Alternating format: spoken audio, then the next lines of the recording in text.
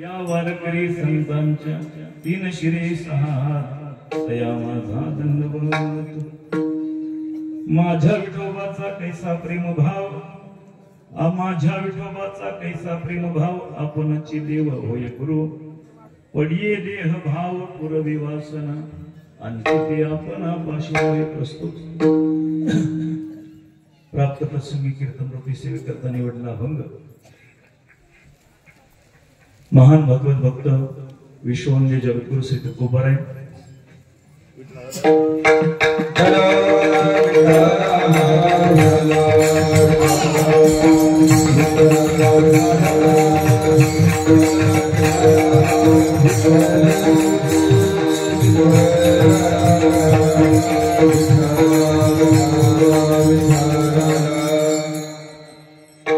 वैराग्यमूर्ती जगद्गुरु तुकोबाराय यांचा 5 चरणाचा अतिशय गोड महत्वाचा चिंतनीय आणि वारकरी संप्रदायातला एक अतिशय महत्वाचा सिद्धांत समाजासमोर मांडणारा अभंग आहे. विठ्ठल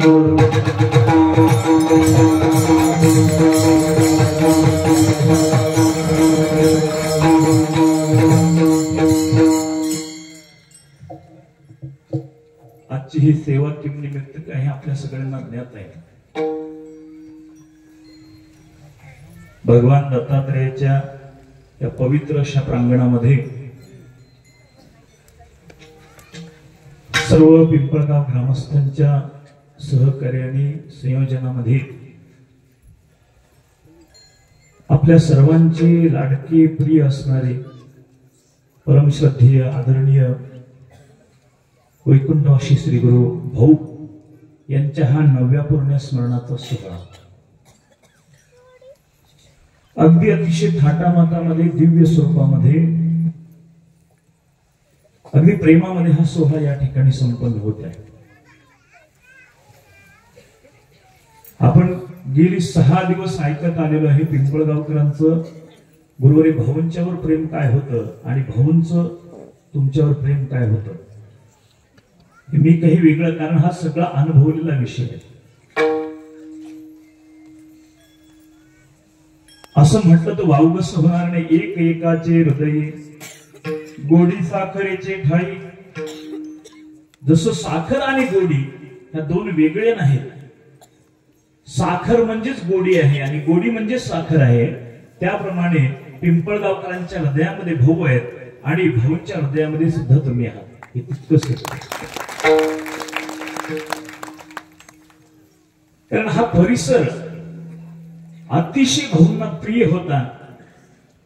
काय आहे भाऊंना असं श्रीमंत आहे गरीब आहे म्हणून तो असा त्यांच्याकडे भेदभाव मुळी नव्हताच. परंतु अंतःकरणातून जर प्रेम करणारा एखादा साधक असेल एखादा व्यक्ती असेल तर गुरुनी भाऊंना ते खूप आवडायचं. आणि भाऊ भले तो श्रीमंत असेल गरीब असेल कोणी असेल भाऊंचं जीवनचरित्र माझ्यापेक्षाही तुम्ही जास्त अनुभवलेलं आहे. आणि अशा सर्वांची आपली लाडकी गुरुवर्य यांच्या पुण्यस्मरणाच्या निमित्ताने हा उत्सव संपन्न होतोय. तर इथं प्रत्येकाचं नाव घ्यायचं फार अवघड आहे. कारण तुमचं नाव घेऊन तुमच्या सेवेचा अपमान मी करणार नाही. कारण मला माहिती आहे इथं प्रत्येकाने सेवा दिलेली आहे. मला जवळ म्हणजे बऱ्यापैकी नावं माहिती आहे. पण मला माहिती आहे मी जरी नावं घेतली तर त्यातून एक ना एखादं सुटणार आहे. आणि ह्या उत्सवामध्ये जसं प्रभू रामचंद्राच्या सेतुबंधाच्या उत्सवामध्ये त्या खारुताईचा सुद्धा छोटासा वाटा होताच ना सज्जना. तसं बरीचशी इथं साधक मंडळी आहेत. गुरुवारी भाऊंवर ज्यांनी बघितलं असेल नसेल गुरुवारी भाऊंवर प्रेम करणारी मंडळी आहेत. जे विद्यार्थी आहेत त्यांनी सुद्धा इथं रोज सेवा देत आहे. आम्ही आमच्या डोळ्याने पाहतोय. म्हणून मी कदाचित काहींची नावं घेईल काहींची नावं राहतील. त्यामुळे मला कोणाचंही नाव घ्यायचं नाही. फक्त एकदा तुमच्या सर्वांच्या या सेवेच्या बद्दल तुमच्या सर्वांच्या चरणारवंदी मी नतमस्तक होतो आणि माझ्या सेवेला आरंभ करतो. विठ्ठल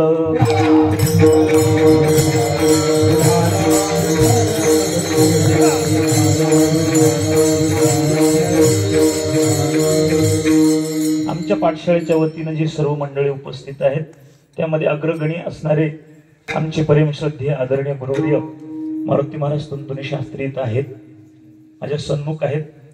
त्यानंतर काय आहे, मी नेहमी मागे एक थोडीशी कल्पना म्हणून मांडली होती नगरच्या कार्यक्रमामध्ये. काय झालं, समुद्र मंथन आपल्याला सगळ्यांना प्रकार माहिती आहे ना. समुद्र मंथनातून अमृत निघालं, बरोबर आहे. समुद्राचं मंथन झालं, त्या मंथनातून अमृत निघालं. पण काय झालं, हे अमृत घेऊन देवता स्वर्गाला निघून गेल्या. त्या देवता स्वर्गाला निघून गेल्याच्या नंतर प्रत्येकाला थोडं थोडं काही ना काही वाटणीला तिथं आलेलं होतं. पण जे गंधर्व होते, गंधर्व देवगंधर्व, त्या देवगंधर्वाच्या वाटीला त्याच्यात काहीच नाही आलं अमृत मंथनाला. त्यांनी विचार करायला लागले, म्हटले अरे आपण सगळेजण समुद्र मंथनात सहभागी होतो आणि आपल्याला काहीच वाटा नाही, काहीच मिळालं नाही. म्हटले चला आपण पुन्हा आपलं समुद्राचं मंथन करू म्हणले. पण तो आपला समुद्र वेगळा आहे, त्यांचा समुद्र होता संगीत समुद्र. आणि त्या संगीत समुद्राचं त्यांनी मंथन करायला सुरुवात केली आणि त्या मंथनातून काही महत्वाचे 3-4 रत्न बाहेर पडले महाराज. त्यापैकी पहिलं रत्न या पृथ्वीवर त्या समुद्र मंथनातून, त्या संगीत मंथनातून आलं ते म्हणजे आदरणीय ताल महर्षी आमचे राम महाराज काजळे. त्याच्यानंतर दुसरं रत्न आलं आमचं विठ्ठल महाराज घुले. आणि तिसरं रत्न बाहेर पडलं आमचं गोकुळ आबा शिंदे. ही रत्न महाराज ही ती गंधर्व लोकांमध्ये होते.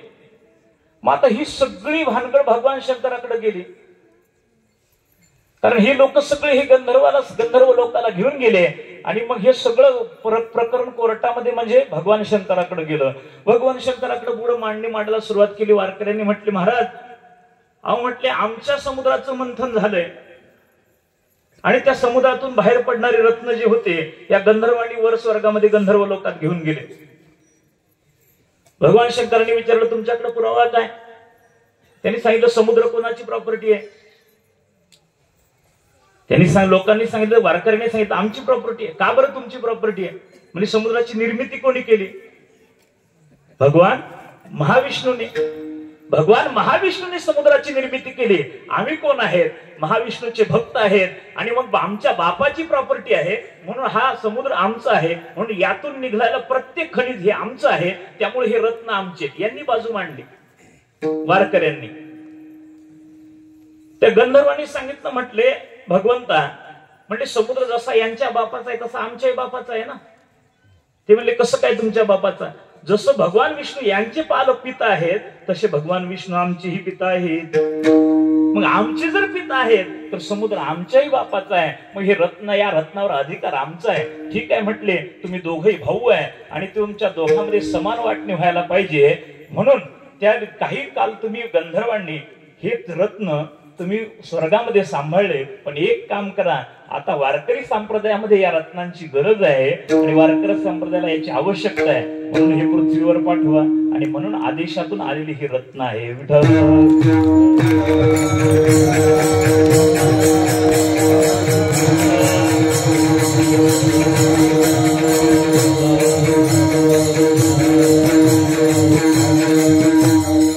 सर्वच आदरणीय गुरुबंध मंडळी आहेत आमची.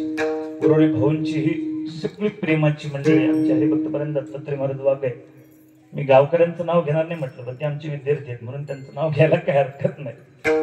त्यानंतर आमचे श्रीहरी महाराज संजीव महाराज आहेत, परमेश्वर महाराज दत्तात्रय महाराज धुक्के आहेत. त्यानंतर आदरणीय गुरुजी आहेत समोर बसले, गणेश महाराज हुंबाड आहेत. बरीचशी मंडळी परमेश्वर महाराज आहेत, राम महाराज आहेत, मामा आहेत,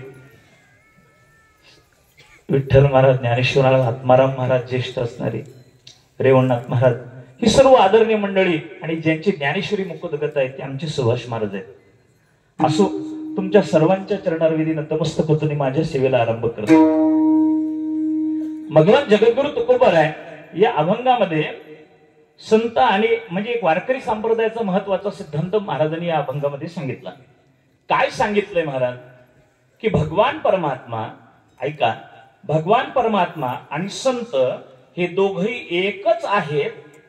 भगवान परमात्मा आणि संत हे दोघंही एकच आहेत, पण वेगवेगळ्या रूपाने अवताराला येतात. या सिद्धांताची मांडणी जगद्गुरु तुकोबारांनी अभंगातून केलेली आहे.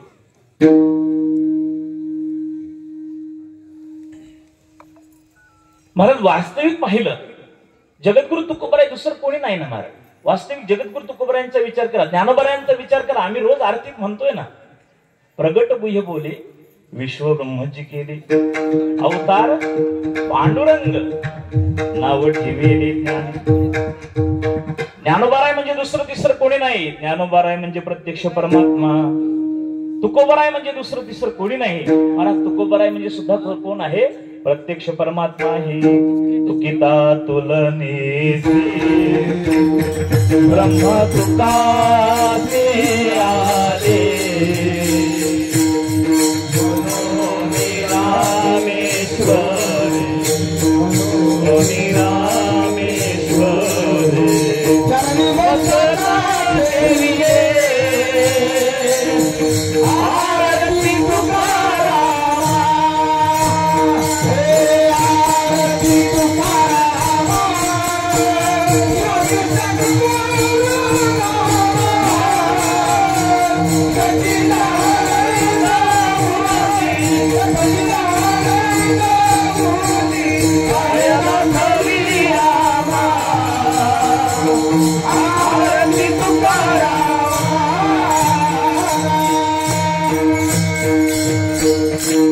तुकाराम महाराज म्हणजे दुसरं तिसरं कोण आहे महाराज? तुकाराम महाराज म्हणजे दुसरं तिसरं कोण आहे? तुकिता तुलनशी ब्रह्म तुकासे आहे. तुकोबाराय म्हणजे भगवान परमात्म्याच्या कारुण्याचं मूर्तिमंत रूप जो म्हणजे तुकोबाराय.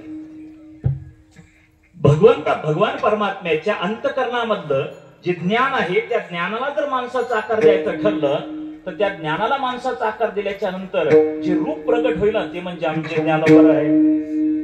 भगवान परमात्म्याच्या अंतःकरणामध्ये असणारं जे वैराग्य आहे त्या वैराग्याला जर माणसाचा आकार दिला तर जे रूप प्रगट होणार आहे ते म्हणजे आमचे गुरुबा काका.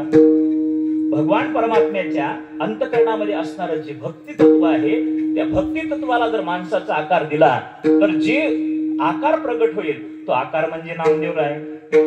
आणि मला याही पुढे थोडस जाऊन सांगायचंय की भगवान परमात्म्याच्या अंतःकरणामधली भक्ती, भगवान परमात्म्याच्या अंतःकरणामधलं ज्ञान आणि भगवान परमात्म्याच्या अंतःकरणामधलं वैराग्य ह्या तिन्ही गोष्टी एकत्र केल्याच्या नंतर जे रूप प्रगट होतं ना ते आमचे गुरुरे भाऊ. भगवान परमात्मा दुसरं कोणी नाही महाराज. ज्ञान आणि भक्ती आणि वैराग्य ह्या तिन्ही गोष्टी जिथं एकत्र येतात ते म्हणजे गुरुरे भगवती विठ्ठल विठ्ठल.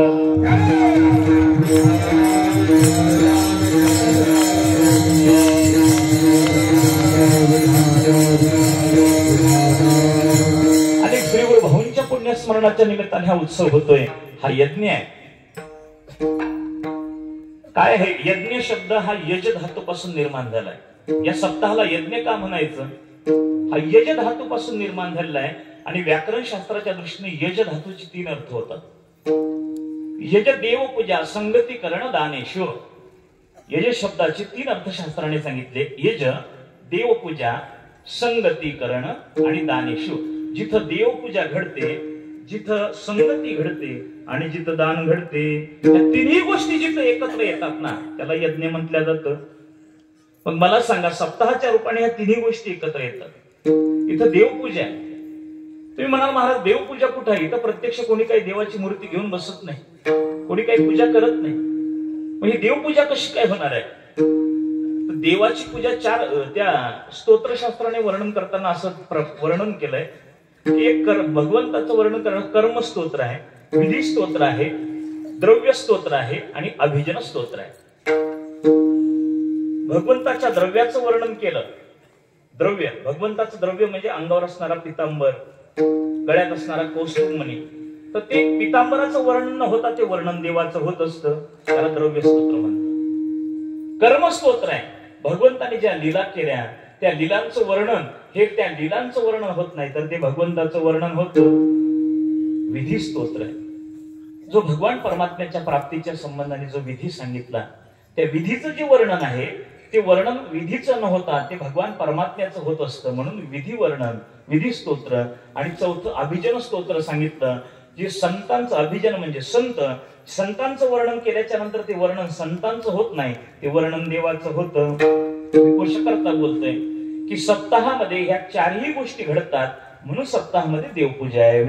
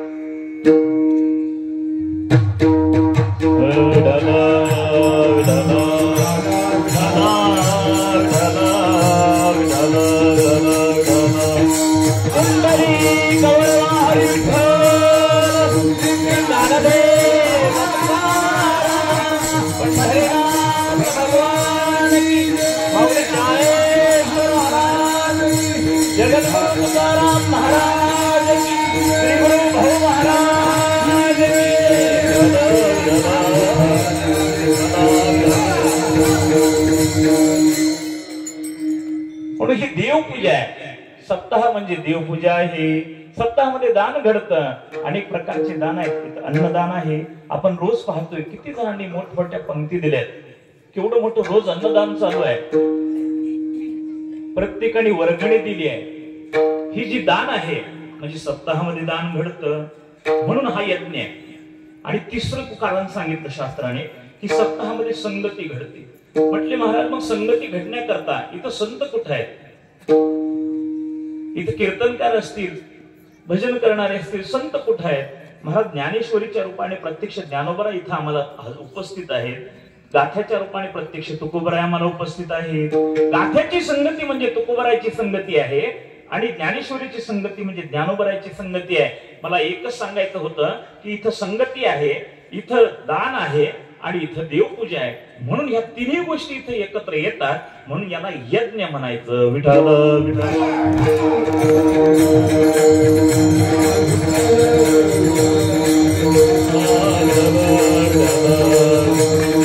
आणि हा यज्ञ म्हटल्याच्या नंतर त्या यज्ञामध्ये आहुती असते आणि ही कीर्तन सेवा म्हणजे त्या यज्ञामध्ये असणारी आहुती आहे. हे शब्द सुमनांजली जी आहे त्या यज्ञामध्ये असणारी आहुती आहे. म्हणून ही आहुती घालण्याकरता हा सेविकता जगद्गुरु तुकोबरायांचा अभंग आहे. या अभंगामध्ये जगद्गुरु तुकाराम महाराजांनी संत आणि परमात्मा दोन्ही एकच आहे, पण वेगवेगळ्या रूपाने अवतार धारण करतात याचं वर्णन केलंय. मग मला यात प्रश्न असा निर्माण होतो, जर भगवान परमात्मा आणि संत जर दोन्ही एकच असतील तर त्यांना वेगळं होण्याचं काय कारण आहे? दोघं एक आहे असं तुकोबराय संतांचं असं काय अडलं होतं की ज्यांनी संत रूपाने तुकाराम महाराजांच्या रूपाने अवतार धारण करावा आणि देवाचं असं काय घडलं होतं बाबा, काय वाटलं होतं की देवाने स्वतंत्र अवतार धारण करावा? पण याचं काय 2-3 मुद्द्याचा मला ह्या संबंधाने विचार करायचा आहे. संत आणि परमात्मा दोन्ही एकच असताना वेगवेगळे अवताराला कारण का येतात? त्याचं पहिलं कारण मला विचारात घ्यायचंय की दोघं एक असताना वेगळे का अवतार धारण करतात? तर दोघांची कार्य करण्याची पद्धती वेगळी आहे. ऐका, दोघांची कार्य करण्याची पद्धती वेगळी आहे. संत जसं कार्य करतात तसं भगवान परमात्मा भगवंताला कार्य करता येत नाही आणि जसं भगवान कार्य करतात तसं संत महात्मे कार्य करीत नाही. जसं देव करतो तसं संत अजिबात करत नाही आणि जसं संत करतात तसं देवाला अजिबातच करता येत नाही. काय म्हटले? काय करा? देवाचं कार्य काय आहे? देव आल्याच्या नंतर काय करतो? काही नाही महाराज. देव आल्याच्या नंतर त्याचं एकच काम आहे. त्याचं एकच काम आहे. कोणतं काम? भक्ता राखे पायापासून दुर्जनाचे संहारे. तो भक्ताचं रक्षण करतो आणि दुर्जनाचा संहार करतो. तो विचार करत नाही, भक्ताचं रक्षणच करणार. त्या दुर्जनाला सांभाळलं पाहिजे, त्याला चांगलं घडवलं पाहिजे, अजिबात नाही. त्याच्याकडे घेणं देणंच नाही. तो दुर्जन दिसला की मारला. मग महाराज एक नाही, किती आले आणि किती गेले. रावण आला संपला, कंस आला संपला, हिरण्याक्ष आला संपला, हिरण्यकश्यप आला भगवंताने संपवला. भगवान त्याला सुधारण्याच्या प्रयत्नात बसले नाही. देवाचं एक काम आहे, आला की त्याला संपवायचं, दुर्जन दिसला की त्याला मारायचं. पण संतांचं मात्र तसं नाही महाराज. संत दुर्जन दिसला की त्याला संपवत नाही, त्याचा दुर्जनता बाजूला काढून त्याला सज्जन बनवणं हे संतांचं कार्य आहे. म्हणजे दोघांची कार्य करण्याची पद्धती वेगळी आहे, म्हणून दोघांना वेगवेगळ्या रूपाने अवताराला यावं लागतं. विठ्ठल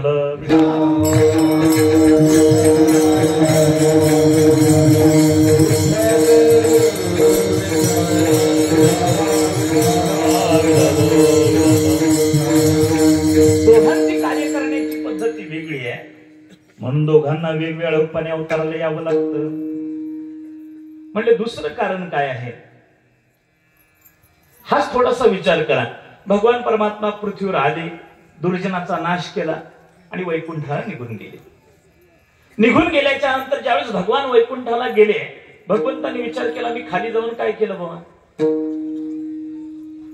दुर्जनाला मारलं आणि सज्जनाचं रक्षण केलं.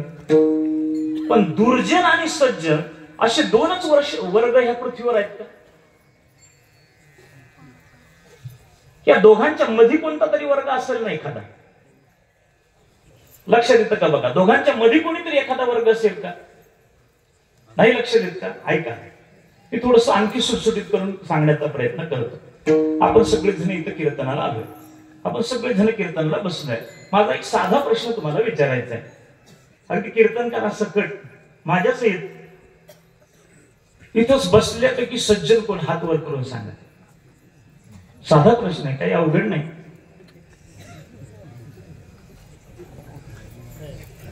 सज्जन कोण आहे? मला कसं काय स्वतःला सज्जन, मग आपलं आपल्याला माहितच ना किती पाणी टेबला खालून घेतलंय ते. आणि म्हणून नाही महाराज, सज्जन हात वर करून कधीच सांगू नये. जो हात वर करून सांगतो ना मी खरा सज्जन आहे, त्याच्या इतका दुर्जन जगात कोण नसतो. सज्जन आहे असं सांगू नये. कारण ज्ञानोबारांनी कधी सांगितलं का, अरे मी संत आहे माझी वारी करा? तुकोबारांनी आम्हाला कधी सांगितलं का, आम्ही संत आहेत आमची वारी करा? नाही ना महाराज. त्यांनी त्यांची सज्जनता आम्हाला सांगितलेली नाही. बरं ठीक आहे, सज्जन असाल नसाल बाबा माझा काही प्रश्न आहे. मी माझा दुसरा प्रश्न तुम्हाला साधा आहे, मग सज्जन नाही ना, ठीक आहे, मग दुर्जन कोण कोण आहे त्यांनी हात वर करा, कीर्तन करा सकट. बरं मला काही सूट नाही तर माझ्या सहित विचारतोय, दुर्जन कोण आहे असं म्हटल्याच्या नंतर सुद्धा कोणाची हात वर करण्याची ताकद नाही. मग मला सांगा, सज्जन कोण आहे म्हटलं तर आपण हात वर करायला तयार नाही, दुर्जन कोण आहे म्हटलं तरी आपण हात वर करायला तयार नाही. आता त्याला करायचं काय? भगवान परमात्मा एक तर सज्जना करता येतो किंवा भगवान परमात्मा दुर्जना करता येतो. भगवान परमात्मा सज्जना करता तरी येतो, नाही तर दुर्जना करता येतो. तिसऱ्याचं त्याला माहितच नाही, तुमचा आमचा त्याला पत्ताच नाही महाराज. आम्ही सज्जनही नाही, आम्ही दुर्जनही नाही, आम्ही ना सज्जन नाही आणि आम्ही दुर्जन देखील नाही. मग ज्यावेळेस भगवान परमात्मा या वैकुंठामधून इथं आले, या दुर्जनाचा नाश केला, सज्जनाचं रक्षण केलं आणि ज्यावेळेस वर गेले आणि वर गेल्याच्या नंतर मग भगवंतांनी विचार केला, अरे म्हणजे आपण खाली जाऊन केलं काय? सज्जनाचं रक्षण केलं आणि दुर्जनाचा नाश केला, दुर्जनाला मारलं. अरे पण ह्या दोघांच्या मध्ये असणारे जे आहेत त्यांचं काय केलं? त्यांच्यासाठी आपण काहीच करू शकलो नाही. मग चला म्हटले परत खाली जायचंय. मग देवाने परत खाली येण्याचा विचार केला, पण देवाच्या लक्षात आलं पुन्हा देव बनून जर खाली जायचं असेल तर पुन्हा तेच आपल्या पाठीमागे लागेल, सज्जनाचं रक्षण आणि दुर्जनाचा नाश. पण आता देव बनून खाली जायचं नाही. मग जायचं तर असं, माझं देव पण तर सुटू नये, पण दिसायला तरी माणसासारखं असावं. देवत्व तर जाऊ नये आणि दिसायला माणसासारखा असावा, असा अवतार जो संतांनी धरला, तो अवतार देवाने जो अवतार घेतला ते म्हणजे संत आहे, ते म्हणजे संत आहे. मग अशा संत रूपाने ज्यावेळेस तोच परमात्मा संतांच्या रूपाने प्रगट होतो, त्यावेळेस तो परमात्मा महाराज सज्जन, ज्यावेळेस सज्जनाचंही नाव घेत नाही आणि तो दुर्जनाचंही नाव घेत नाही, तो सज्जनाचंही नाव घेत नाही आणि दुर्जनाचंही नाव घेत नाही. मग कोणाचं नाव घेतो? उद्धराया जड जीवा. अवतार तुम्हा धराया कर, उद्धराया जन जड जीवा. उद्धराया जन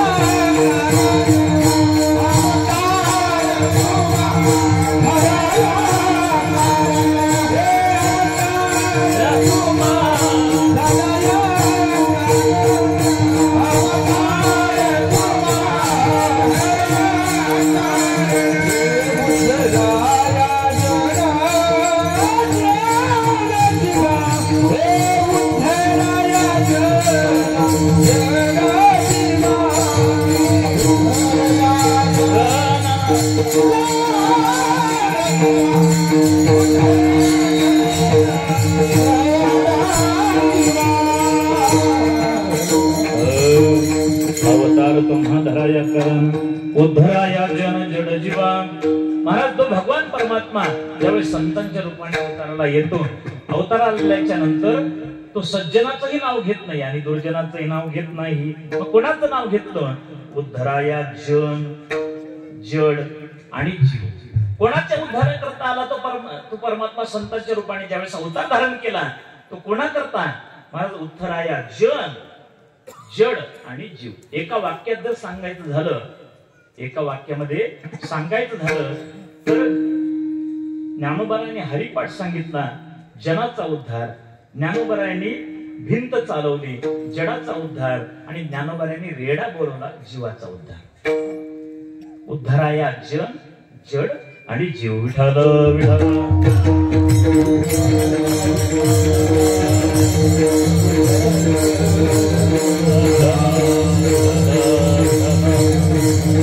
माझा दुसराही मुद्दा संपला. म्हणजे दोघांची कार्य करण्याची शैली म्हणजे पद्धत वेगळी आहे, म्हणून दोघांना वेगवेगळ्या रूपाने अवताराला यावं लागतं. दोघांचं कार्य करण्याची पद्धत वेगळी आहे. आणि माझा तिसरा आणि महत्वाचा मुद्दा मला सांगायचा आहे की भगवान परमात्मा आणि संत दोघे एक असताना वेगळे का झाले बाबा? वेगवेगळ्या रूपाने अवताराला का आले? त्याचं महत्वाचं कारण महाराज अभंगाच्या पहिल्या चरणात. माझ्या विठोबाचा कैसा प्रेम भाव, माझ्या विठोबाचा कैसा प्रेम भाव, विठोबाचा कैसा प्रेम भाव, माझ्या विठोबाचा कैसा प्रेम भाव.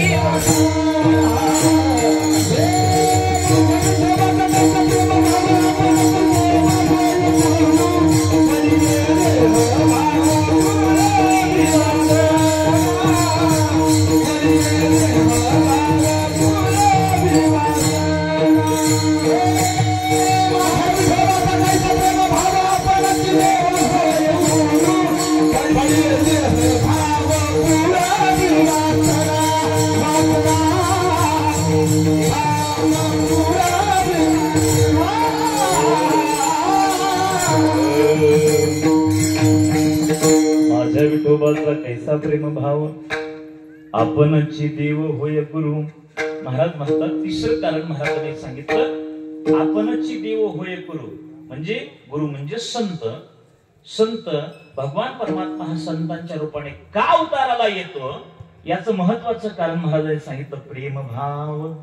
माझ्या विठोबाचा कैसा प्रेम भाव.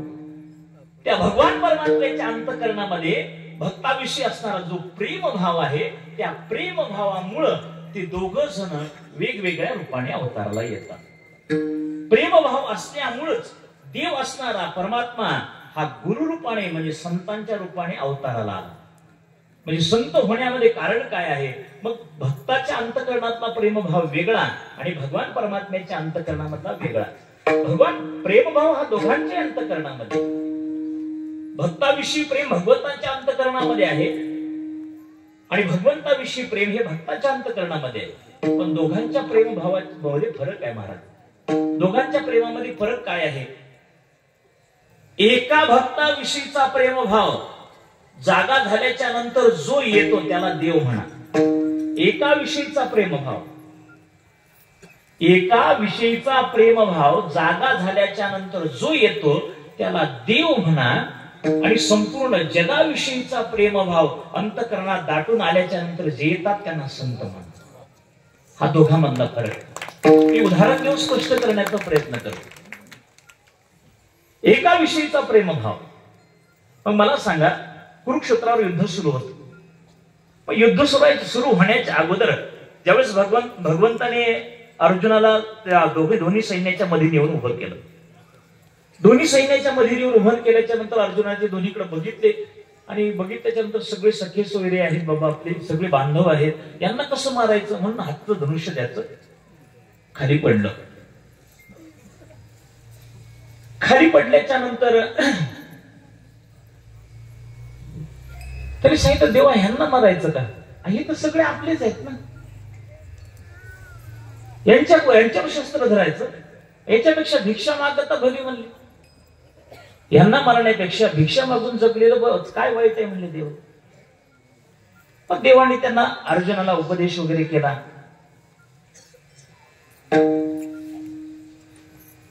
मला सांगा, भगवंताने अर्जुनाला उपदेश करताना जी गीता सांगितली त्या कुरुक्षेत्रात, मला सांगा त्या गीता ऐकण्याकरता अर्जुनापेक्षा वेगळा कोणी अधिकारी नव्हता का कुरुक्षेत्रावर? नव्हता कोणी. अहो, भीष्माचार्यासारखा भगवंताचा अंतरंग भक्त तिथं युद्धभूमीवर होता, त्याला गीता सांगितली नाही. भीष्माचार्याला सांगितले, अहो जाऊ द्या, तो कौरव पक्षातला होता.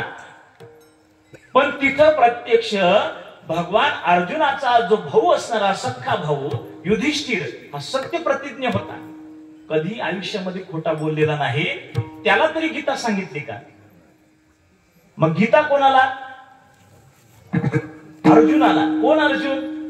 ज्यांनी संन्यास घेतल्याच्या नंतर पुन्हा लग्न केलं. स्वतः ज्ञानोबा आहे, संन्यासी होऊन या जनी चोरून नेली माझी भगिनी. हा, मी तू स्वरूप दोन्ही आहे. संन्यासी झाल्याच्या नंतर मग गीता कोणाला सांगितली? आणि ज्यांनी संन्यास घेऊन पुन्हा ज्यांनी लग्न केलं. म्हणजे सत्य प्रतिज्ञा असणाऱ्या युधिष्ठिराला गीता नाही, भीष्माचार्यासारख्या अंतरंग भक्ताला गीता नाही. मग गीता कोणाला? एकट्या अर्जुनाला. का बरं? अर्जुन हा भगवंताचा भक्तोसी मे सखा चेती. अरे, भक्तामध्ये तू माझा मित्र आहे, माझं मित्रासारखं प्रेम आहे. मग एकट्या अर्जुनाला गीता. पण महाराज तीच गीता आमच्या ज्ञानोबरायांच्या हातात पडली. ब्रह्मानंद लहरी प्रगट केले, ब्रह्मानंद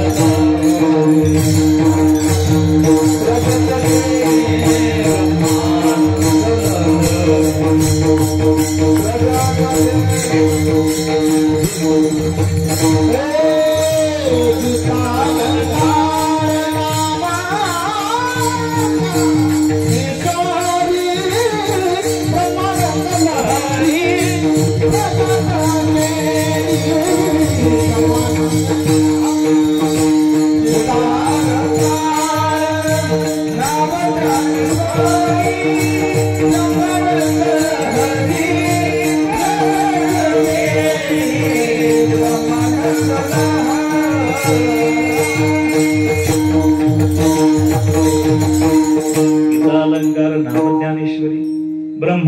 लहरी प्रकट केली.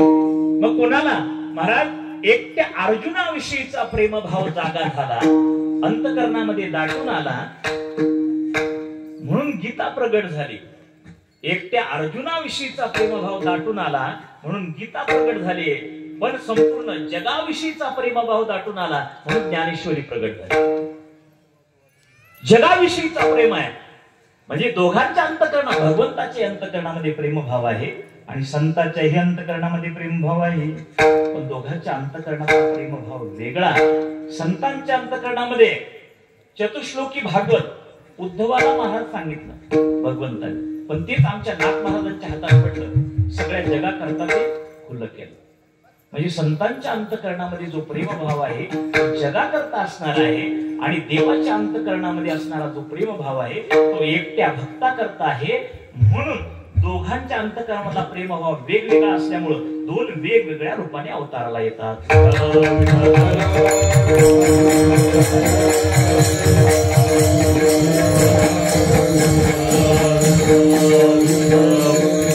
किती प्रेमभाव आहे महाराज. काय आता टाइम फार थोडा, आपला टाइम ऑलरेडी संपलेला आहे, वेळ खूप झाला होता आपल्याला आज. पण असू द्या, थोडस 10 मिनिटं जास्त तुमची एक्स्ट्रा घेणार नाही. मला माहिती आहे सगळेच जण दमलेले येतात. भगवान परमात्म्याच्या अंतकरणामध्ये असणारा प्रेमभाव, किती प्रेमभाव आहे महाराज अंतकरणामध्ये, किती प्रेमभाव आहे. माझं सर्वस्व सुद्धा त्या प्रेमभावाकरता त्यागण्याकरता हे तयार आहे. पंढरी क्षेत्रामध्ये थोडस संतांचं चरित्र डोळ्यासमोर आलं. पंढरी क्षेत्रामध्ये एक राका कुंभार नावाचे भगवान परमात्म्याचे भक्त राहतात. पंढरी क्षेत्री राहती आनंदी, वाचे गोविंद आळवीत, नामदेवरायाने वर्णन केले. पंढरी क्षेत्रामध्ये आनंदाने राहत होते आणि भगवंताचं मुखाने नामस्मरण करत होते. बराच काळ असा गेला, काय करायचं. तो, त्याची पत्नी आणि त्याची मुलगी राका कुंभार, त्याची पत्नी बंका आणि त्याची मुलगी वंका, हे तिघ जण पंढरपूर क्षेत्रामध्ये आनंदाने आपला त्यांचा सगळा गाडा चालला होता, संसार चालला होता. त्या कुंभाराने मडके घडवावे आणि ते घडलेले मडके जवळपासच्या बाजारामध्ये नेऊन विकावे. एक दिवसाचा प्रसंग असा झाला, ते सगळी त्यांनी गाडगे घडवून ठेवले आणि ती वाळल्याच्या नंतर राका कुंभाराने ती सगळी गाडगे घरामध्ये रचायला सुरुवात केली, रचून ठेवली. घडोनी भाजणे ठेवली घरात. महाराज ती सगळी भाजणं होते, त्यांनी ते घरामध्ये ठेवली आणि काय झालं, व्याली डेरियात मांजर ते जो एक डेरा होता, त्या डेऱ्यामध्ये एक मांजर वेलं. त्याला 1-2-3 पिलं झाले आणि ते आता हे राका कुंभाराला काही बातमी माहितच नाही, पण त्याची मुलगी असणारी आणि त्याची बायको असणारी या दोघांनाही माहित होत. हे दोघी दर्शनाकरता भगवंताच्या निघून गेल्या. 4-5 दिवस झाले ते घरात गाडगे भरवून ठेवलेले आहेत. त्या राका कुंभाराने विचार केला, म्हटले आता आवा ह्याचा रचला पाहिजे आणि हे गाडगे भाजून काढले पाहिजे. आवा त्याचा रचला पाहिजे आणि सगळी गाडगे भाजली पाहिजे. न देखिता त्याने आवा तो रचिला, अग्नी तो लाविला त्याची वेळा. त्यांनी काय केलं, एक गाडगं घ्यावं आणि त्या आव्यामध्ये रचावं आणि अग्नी तो लाविला त्याची वेळा. आणि तो आवा पेटवून गेला. ती गाडगी असे महाराज, तो आवा भडकला आणि भडकल्याच्या नंतर ते मांजर बाहेरून पळत आलं. महाराज ते मांजर बाहेरून पळत आलं. एकदा त्यांनी त्या अग्नीकडे जावं आणि एकदा आतल्या घरात जावं. सारखं ते मांजर ओरडायचं, आत जायचं बाहेर यायचं, आत जायचं बाहेर यायचं. त्या राका कुंभाराच्या लक्षातच येईना हे का ओरडतंय. दोघांची ज्यावेळेस ते दोघी जणी बाहेरून मंदिरातून आल्या, दर्शन घेऊन आल्या. दर्शन घेऊन आल्याच्या नंतर त्यांनी सांगितलं, त्यांनी ते बघितलं ते मांजर सारखं ओरडते, आत जाते बाहेर जाते. ते म्हणजे का हो, तुम्ही आवा पेटवला. ते म्हणले हा पेटवला. म्हणजे एखादं गाडगं ठेवलं नाही. नाही म्हणले कशा करता ठेवायचं, गुलालाची कुंभ भाजल्या विना मातीन काय साही संगती पाणी याची. ते म्हणले काय त्याच्यात पाणी राहणार आहे का, गहू राहणार आहे, काय ठेवायचं काय उपयोगाचा, भाजल्या वाचून त्याचा काय उपयोग, कशा करता ठेवायचं. नाही म्हणजे एक तरी ठेवायचं होतं. म्हणले कशा करता ठेवायचं. म्हणले त्याच्यामध्ये की मांजर व्यालं होतं. ते काय म्हणले सारखं मांजर आत बाहेर करते, त्याच्यामध्ये ते मांजर व्यालेलं होतं. म्हणले व्यालं असं. म्हणले त्याचे पिलं होते, त्याच्यात त्याचे पिलं होती आणि ती पिलं सहित तुम्ही गाडगं त्या आव्यामध्ये रचलं. आता ते पिलं जिवंत राहणार नाही. महाराज त्या काका कुंभाराला हे कळल्याच्या नंतर अरे म्हणला काय झालंय? करावया गेलो प्रपंचाचे हित आणि पापाचे पर्वत झाले माता. त्याने सांगितलं अरे प्रपंचाचं हित करण्याकरता गेलो आणि काय हे माझ्या डोक्यावर पाप होऊन बसलं.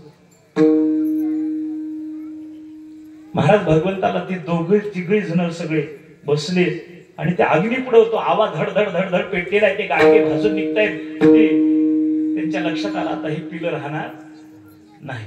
आणि मग भगवंताला प्रार्थना करायला सुरुवात केली. रक्षी आता यासी येऊनी अंगी घेईन वैराग्य हाची नवस. देवा रक्षी आता यासी येऊनी अंगी घेईन वैराग्य हाची नवस. देवा अरे या पिलांचं रक्षण कर बाबा. प्रल्हाद तो रक्षीला अग्नी तुम्हा झाली तैसी करी प्रीती पिली. अरे त्या प्रल्हादाला तू अग्नीमध्ये राखलं तशी ह्या पिल्यांना आता तू ह्या डेऱ्यामध्ये राख बाबा. पांडवांना जसं अग्नीमध्ये जळत असताना तू राखलं तसं या पिल्यांचं रक्षण कर. गोपाळांचं जसं रक्षण केलं तसं ह्या पिल्यांचं रक्षण कर. देवा मी आण घेऊन सांगतो, तुझी शपथ घेऊन सांगतो की घेईन वैराग्य हाची नवस.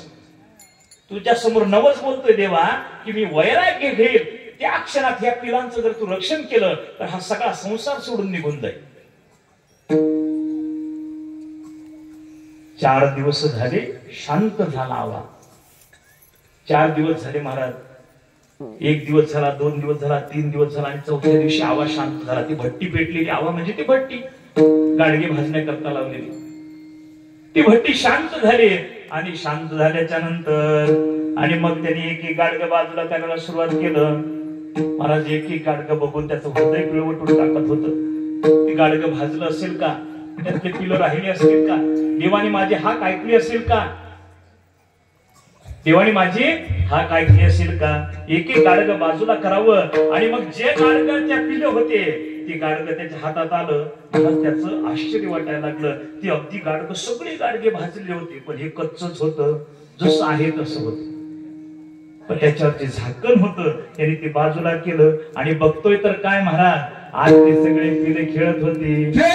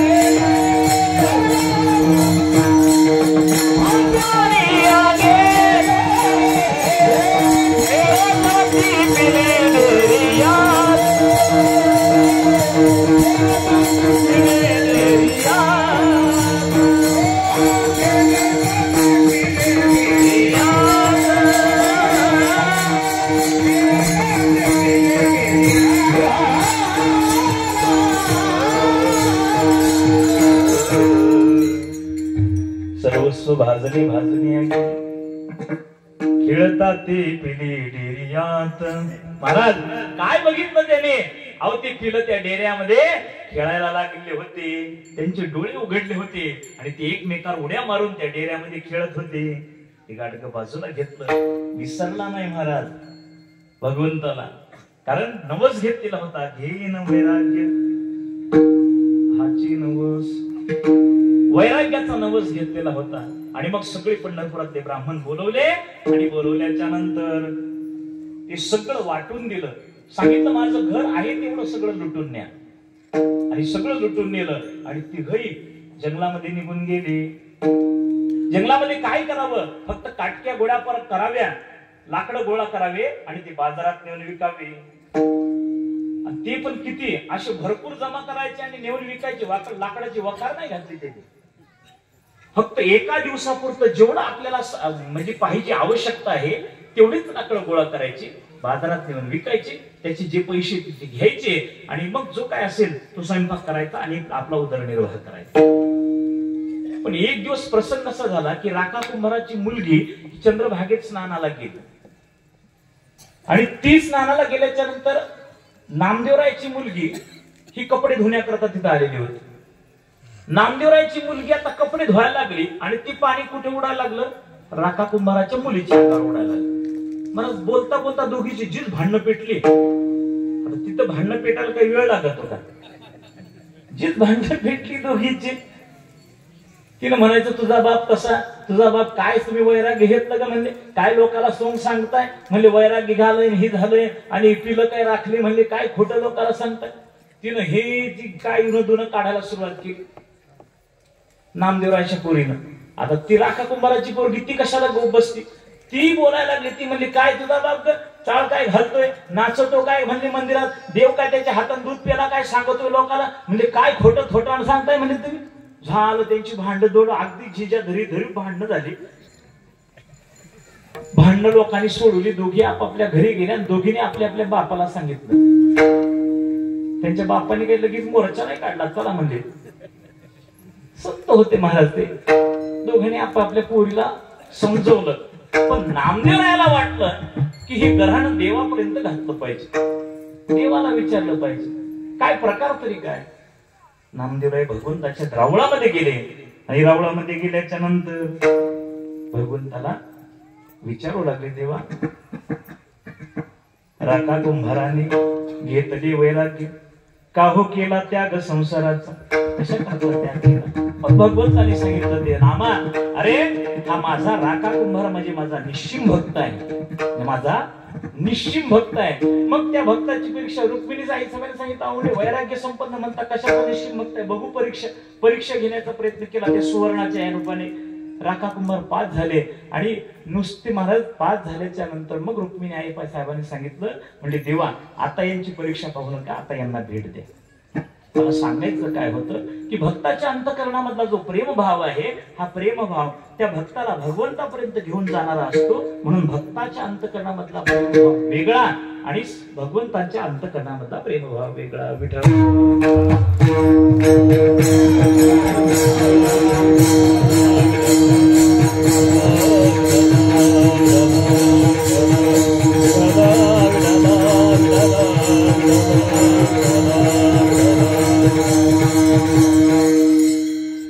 म्हणून तुकोबराय म्हणतात, माझ्या विठोबाचा कैसा प्रेमभाव.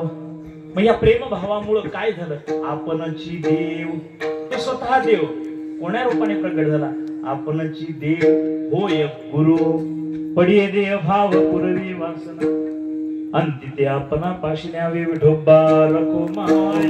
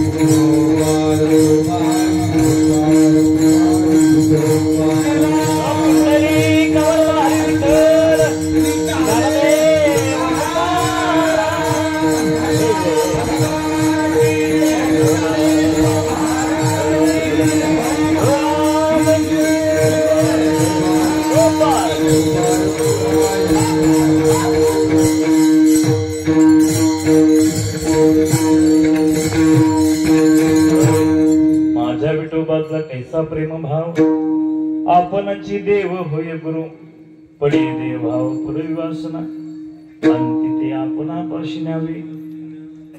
जगद्गुरु तुकाराम महाराज म्हणतात की हा माझा विठोबा. आता चिंतन फार राहिलं, वेळ फार कमी आहे. कारण भाऊंच्या संबंधाने थोडस आपल्याला चरित्र संबंधाने थोडस, कारण आज पुण्यस्मरण आहे भाऊ, आपल्याला त्या संबंधाने थोडस विचारात घ्यायचं.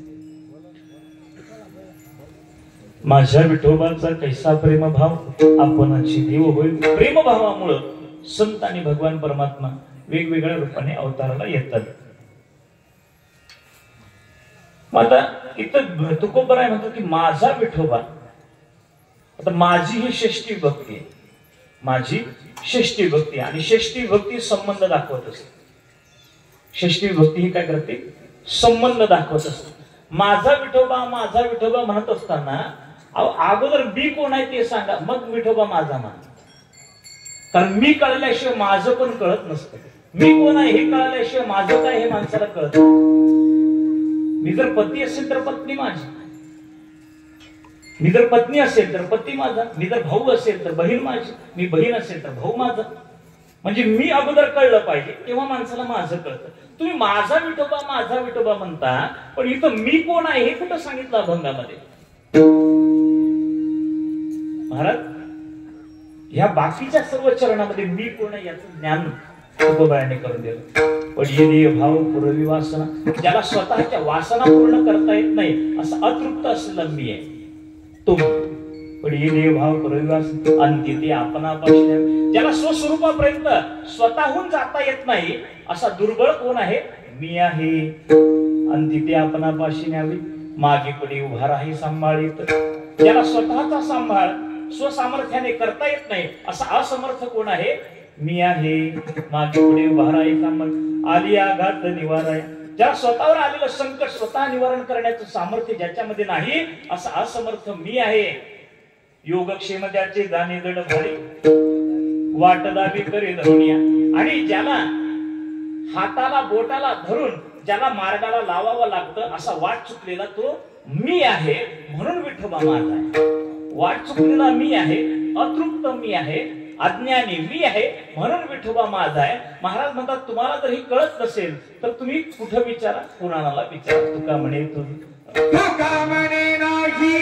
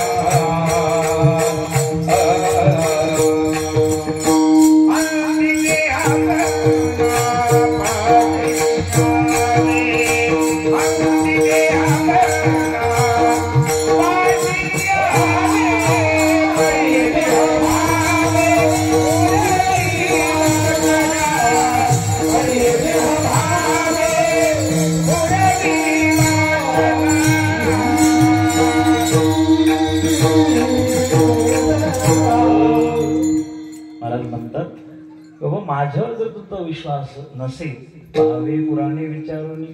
हे कुठे विचारा? पुराणाला विचारून बघा, पण स्वतः विचारा, दुसऱ्याला विचारू नका की एवढं पुराणात पहा आणि मला सांग. स्वतः पुराणाचा अभ्यास करा आणि मग ह्या गोष्टीचं ज्ञान होईल. थोडक्यात सेवा करण्याचा प्रयत्न केला. मला गुरुवर भाऊंच्या संबंधाने थोडस बोलायचं ना.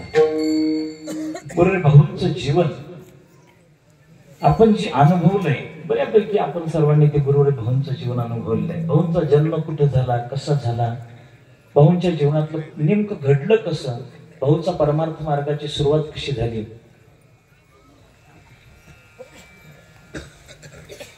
भाऊंचा जन्म हा म्हणजे 1927 आहे. 24, कारण दोघं आमचे वडील 24चे, 1924 मध्ये आणि नंतर भाऊ 27 मध्ये.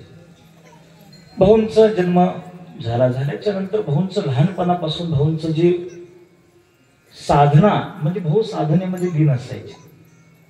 म्हणजे सामान्य परिस्थिती सामान्य होती. शेतामधून पूर्वी बैलगाडीची पद्धत सगळ्यांना माहिती आहे. बैलगाडीवर माल टाकायचा आणि तो बाजारात घेऊन जायचा. भाऊ लहानपणी गीता शिकायला होते. ती गीता शिकत असताना महाराज रोज घरी यायचे. पंढरीनाथ महाराज म्हणून होते, ते रोज घरी यायचे आणि घरी गीता संध्याकाळी सांगण्याकरता यायची, गीतेची संहिता द्यायची.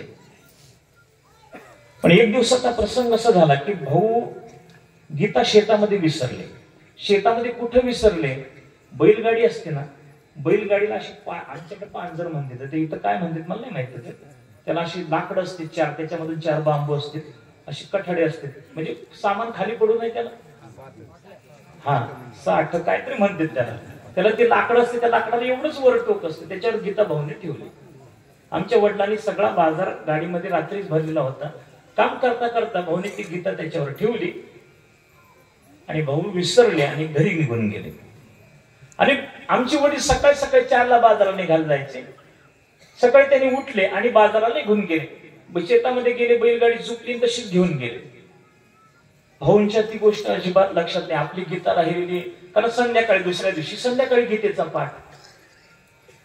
आमच्या वडिलांच्या काही लक्षात नाही, कारण रात्रीची वेळ होती. सकाळ 4च्या अंधकारात ती बैलगाडी तशीच बाजारात गेली.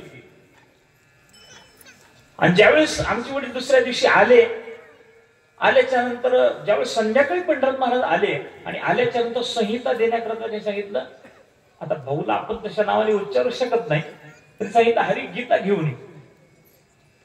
संध्याकाळची वेळ झाली, अंधार पडलेला होता. भाऊंच्या लक्षात आला, अरे बापरे, म्हणजे गीता काय झाली. आणि त्यावेळेस आता काय आत्यासारखा सुकाळ थोडीच होता.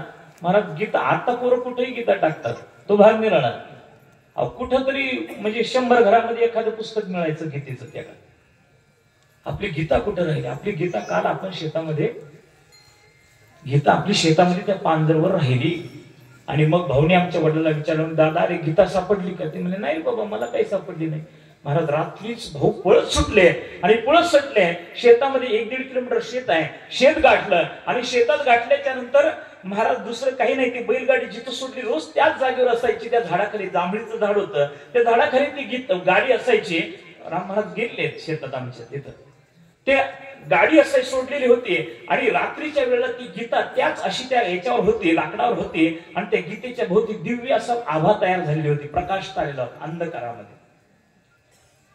आणि भाऊनी ते बघितलं प्रत्यक्ष, हा काय प्रकार आहे भाऊ? गीता तर दिसते आणि समोर पूर्ण आभा दिसते, प्रकाश दिसतोय. भाऊनी साष्टांग दंडवत घातला, ती गीता उचलली. भाऊ घरी आले. घरी आल्याच्या नंतर महाराजांना सांगितलं. महाराज म्हणले असं असं झालंय, असं असं मी बघितलं.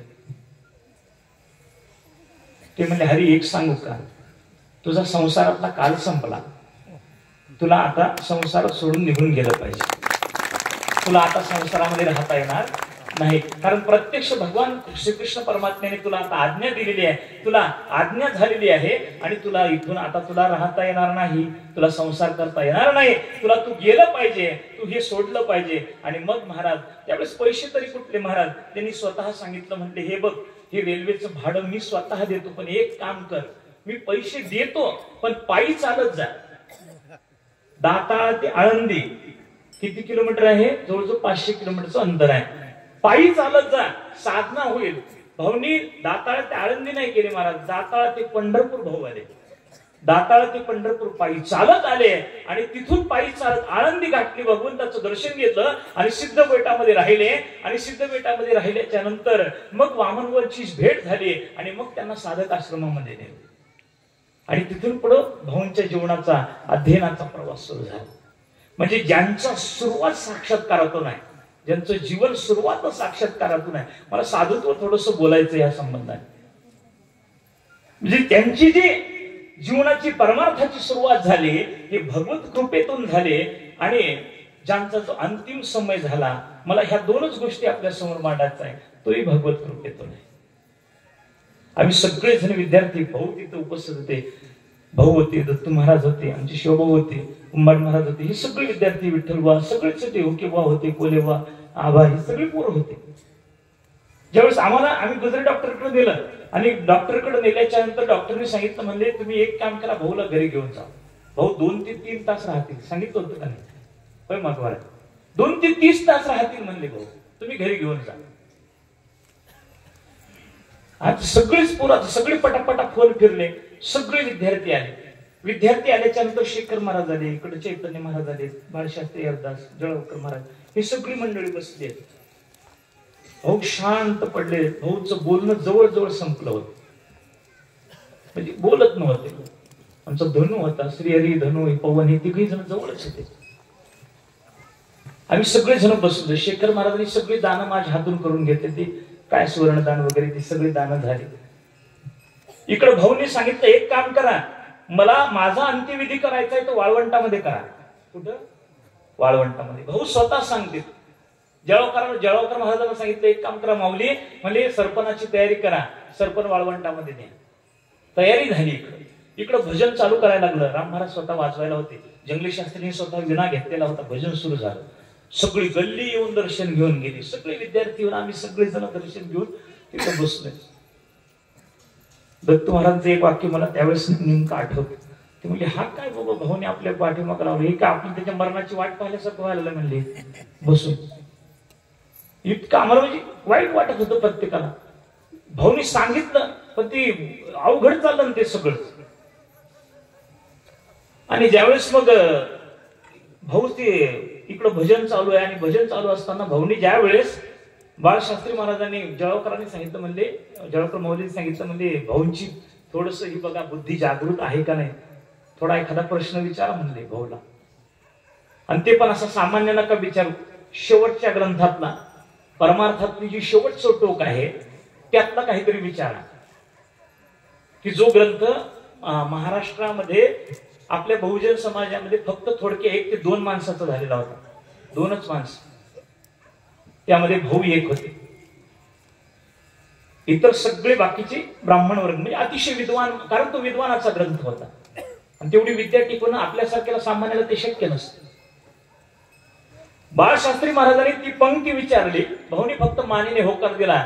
माऊलीला तेवढं पटलं नाही. माऊली म्हणले, एक काम करा भाऊ, शास्त्री महाराज जरा चुकीचं विचारा. म्हणजे भाऊ काय, कारण ते सगळ्यांनाच भाऊ म्हणत असतील, म्हणले चुकीचं विचारा.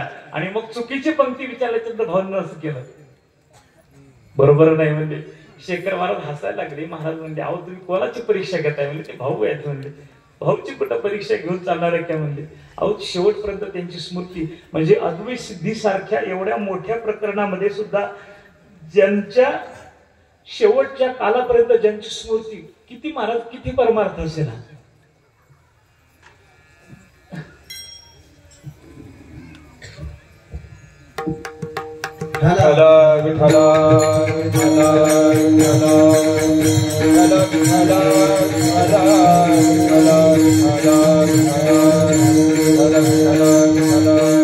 शेवटच्या क्षणापर्यंत आपण केलेली साधना माणसाला टिकवण्याकरता त्या माणसाला उभं आयुष्य संपवावं लागतं. उभं आयुष्य त्या माणसाचं संपल्याशिवाय, साधनेमध्ये गेल्याशिवाय त्याची शेवटच्या क्षणापर्यंत त्याला ती मुखात भगवंताचं नाव किंवा ती साधना येणार नाही. आणि बराच वेळ झाला भजन, बराच वेळ 2-3 तास झाले भजन चालू होतं. डॉक्टरने दिलेला टाइम निघून गेला. माऊली थोडीशी भाऊंचे मित्रत्वाचं नातं असल्यामुळे माऊली जवळ गेले. आणि जवळ गेल्याच्या नंतर त्यांनी विचारलं, भाऊ म्हणले काय झालं, तुम्ही जायचं म्हणला होता ना, सगळी तयारी केलेली, आम्ही वाळवंटात सरपण नेलंय, सगळं तयारी झाली, जायचंय ना, मग तू काय झालं काय? त्यांनी माऊलीला म्हणले, माऊली थोडं जवळ या. हाताने खुलवलं, माऊली जवळ आले आणि सांगितलं, म्हटले माऊली मला असं वाटतं की काही दिवस मी राहिलं तर चालेल का? महाराज, ज्या माणसाला डॉक्टरने सांगितलंय, बरं मी काहीतरी बनवून सांगतो असं नाही, आम्ही सगळेजण साक्षीदार आहे या प्रसंगाची, मी काही दिवस राहिलं तर चालेल का? माऊली काय बोलणार होते? त्याने असं हात केला, त्यांनी शेखर महाराजांकडे बघितलं, म्हणले आम्ही काय सांगणार आहे? शेखर महाराजांनी हात जोडले आणि सांगितलं, म्हटले माऊली आपण आता उठा, कारण भाऊनी राहायचं मन केलेलं आहे, भाऊला थांबायचंय, आता भाऊ जाणार नाही, त्यांना उठायचंय. आता कशा करता थांबले महाराज? कशा करता थांबले? विद्यार्थ्यांविषयी किती अंतकरणामध्ये तळमळ, किती भाव होता अंतकरणामध्ये. त्यांना काही दुसरा संसार तर काही विषय नव्हता, बाकीचा काही संबंध नव्हता, फक्त काही तत्वज्ञान, काही परिष्काराची भाषा. आम्ही ज्याच्यामध्ये म्हणजे हुक्के महाराज असतील, कोले महाराज असतील, जेवण महाराज असतील, आम्ही सगळे जे विद्यार्थी आहेत समजा, या विद्यार्थ्यांना ती भाषा थोडस काही परिष्कार द्यायचे होते, त्याच्याकरता थांबले. त्यांना दुसरं काही थांबायची आवश्यकता नव्हती की मी जर गेलो तर हे माझ्या बरोबर निघून जाईल, म्हणून हे माझ्या पोरांना दिलं पाहिजे. आणि तेवढं दिल्याच्या नंतरच्या काळामध्ये भाऊ क्षणकाल सुद्धा राहिले नाही. महाराज जीवन आणि मृत्यू ज्याच्या स्वतःच्या स्वाधीन असतो ना, ज्याचं जन्म आणि मरण ज्याच्या स्वाधीन असतो ना, महाराज साधूचं याच्यापेक्षा वेगळं काय लक्षण आहे? वेगळं काय लक्षण आहे? याच्यापेक्षा वेगळा साधू असतो का? नाही ना महाराज. हे आमची गुरुले भाऊ होते, तुमची म्हणजे सर्वांचीच होते, की आमची एकट्याची नाही. आम्ही सगळ्यांनी जितकं अनुभवलंय तितकंच तुम्ही जवळून प्रेमाने अनुभवलंय. मी खरोखर म्हणजे मी सुरुवातीलाही बोललो, नाव घेऊन मला कोणाचा अपमान करायचा नाही, कारण प्रत्येकाला वेगवेगळ्या रूपाने भाऊंचं दर्शन आहे. प्रत्येकाच्या अंतकरणामध्ये भाऊची प्रतिमा वेगवेगळी आहे. असे असणारे गुरुदेव भाऊ यांचं हे पुण्यस्मरण, आज 9वं पुण्यस्मरण. आमच्या नवनाथ भाऊच्या अंतकरणामध्ये सुद्धा भाऊची प्रतिमा वेगळी आहे, प्रत्येकाच्या अंतकरणात आहे. मी असं हे नाही करत. असे असणाऱ्या गुरुदेव भाऊंचं हे पुण्यस्मरण आहे. आपल्या सगळ्या अगदी छान सुंदर पद्धतीने हा सोहळा साजरा होतोय. आमच्या विद्यार्थ्याकडून आमच्याकडून काही चुकी जर झाली असेल तर आम्ही तुमची क्षमा मागतो. अनावधाने आमच्याकडून जर काही सगळे चूक, कारण तुम्ही आम्ही आहेत, सगळेजण आहेत, आमच्याकडून काही असेल तर आमची चुकी असेल तर आम्हाला क्षमा करा. आणि हा सोहळा निश्चितच गुरुदेव भाऊंचं प्रेम तुमच्यावर आहे, आशीर्वाद तुम्हाला आहेच, आम्ही काही वेगळं सांगायची गरज नाही. अशी सेवा आम्हालाही गुरुदेव भाऊंची घडावी. आमच्याही जीवनामध्ये आम्ही सेवा करतोय, पण असाच आशीर्वाद आम्हाला मिळावा हीच भाऊंच्या चरणी प्रार्थना करतो. आणि माझे 2 शब्द इथं थांबतो. ज्ञानेश्वर माऊली ज्ञानेश्वर माऊली गणराज माऊली, ज्ञानेश्वर माऊली गणराज माऊली, ज्ञानेश्वर माऊली गणराज